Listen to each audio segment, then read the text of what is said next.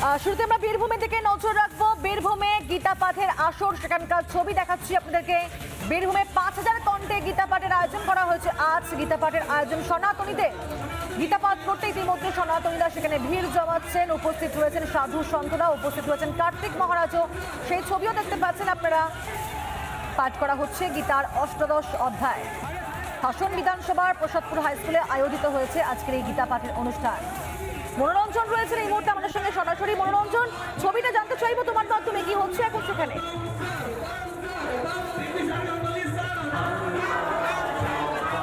এই মুহূর্তে কিন্তু গীতা পাঠ চলছে। এই গীতার অষ্টাদশ অধ্যায়, যেই অষ্টাদশ অধ্যায় কিন্তু পাঠ করা হচ্ছে। কার্তিক মহারাজ তিনি উপস্থিত রয়েছেন এবং তোমায় দেখাবো যে 5000 কণ্ঠে যে গীতা পাঠের আসর, যেটা বলা হচ্ছে যে কলকাতার পর বীরভূম, সেই গীতা পাঠ ইতিমধ্যেই শুরু হয়ে গেছে। এবং দেখো সেই গীতা পাঠ কিন্তু ভক্তরাও করছেন, তাদেরকেও এই অষ্টাদশ অধ্যায়ের যে গীতার শ্লোক, সেই শ্লোক দিয়ে দেওয়া হয়েছে। গীতা পাঠ করছেন এবং গো পূজন হবে, সেই গো পূজনেরও কিন্তু ব্যবস্থা চলছে। সব মিলিয়ে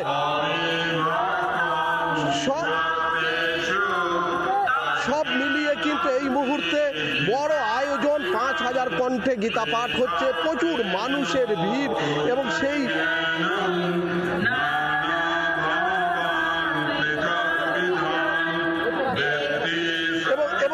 এবং তুমি দেখতে পাচ্ছ যে কত মানুষের ভিড় হচ্ছে এবং প্রত্যেকেই কিন্তু প্রত্যেকের হাতে অষ্টাদশ অধ্যায় দিয়ে দেওয়া হয়েছে।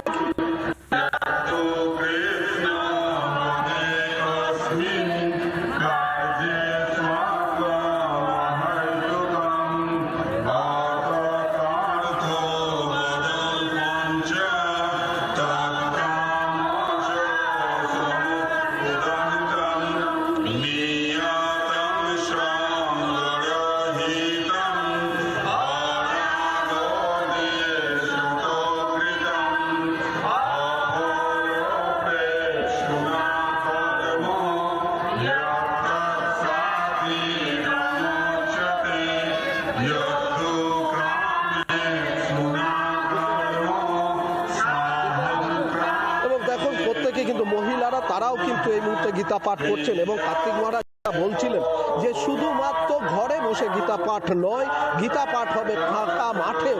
কারণ কুরুক্ষেত্রের যে রণাঙ্গন, সেটা কিন্তু ফাঁকা মাঠ ছিল, কোনো বাড়ির ভেতর ছিল না, সেখানে গীতা পাঠ হচ্ছিল। তো স্বাভাবিকভাবেই কিন্তু মাঠে ময়দানে সর্বত্র গীতা পাঠ হবে, গীতা পাঠ ঘরে ঘরে হবে, এই ডাক, এই কথাই কিন্তু কার্তিক মহারাজ বলছিলেন। এবং সেটাই কিন্তু আমরা দেখাচ্ছি পাঠের অষ্টাদশ অধ্যায়, সেই অষ্টাদশ অধ্যায় কিন্তু পাঠ হচ্ছে।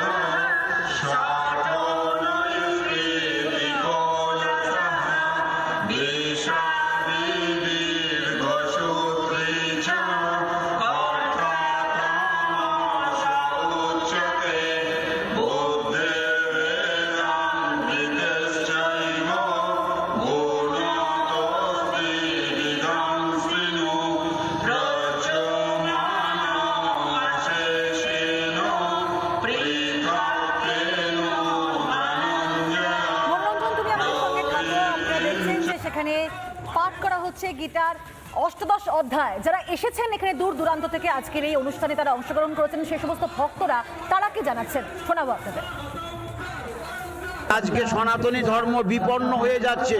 সনাতনী ধর্মকে বাঁচাতে গেলে আমাদের মতো এইভাবে লাখো লাখো মানুষ এক জায়গায় সমবেত হয়ে গীতা ভাগবত এই সমস্ত অনুষ্ঠান একের পর এক করে যেতে হবে। এটা আমাদের হিন্দু ধর্মের জাগরণ, আমাদের সবাইকে জাগাবো। আমরা সমস্ত মানুষকে জাগ্রত করার জন্য হিন্দুত্ব সমাজের যে এই গীতা পাঠ, সেই গীতা পাঠকে আমরা লক্ষ্য করে যে আমরা হিন্দু সনাতন যারা এগিয়ে আছি এবং এবং এগিয়ে যাব, এরই জন্য এই গ্রামে একটা মহৎ অনুষ্ঠান নিয়েছি যে গীতা পাঠ করার জন্য।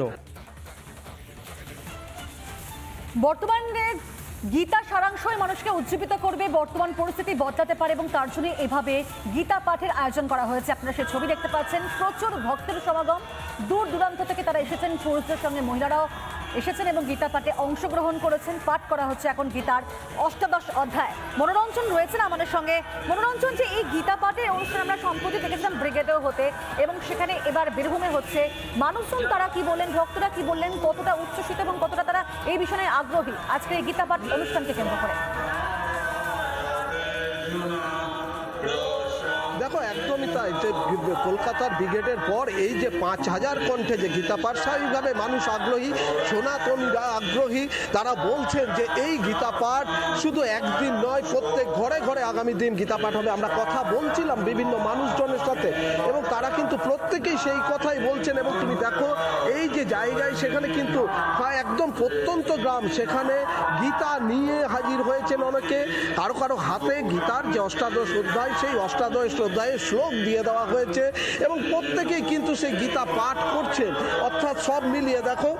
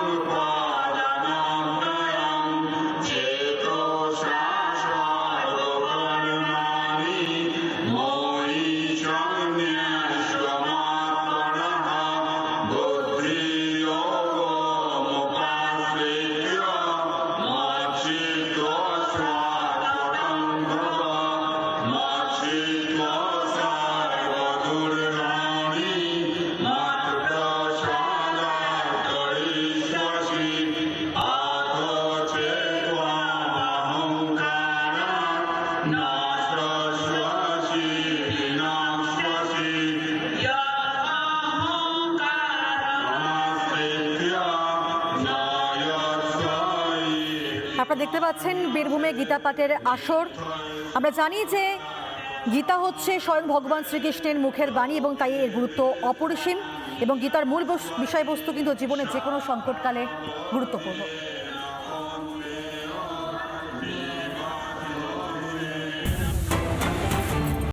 নানা ধরনের কন্টেন্ট দেখার জন্য লাইক করুন, শেয়ার করুন আমাদের ফেসবুক পেজ, সাবস্ক্রাইব করুন আমাদের ইউটিউব চ্যানেল। পাশাপাশি অন্যান্য ব্রেকিং নিউজের জন্য অবশ্যই চোখ রাখুন রিপাবলিক বাংলায়।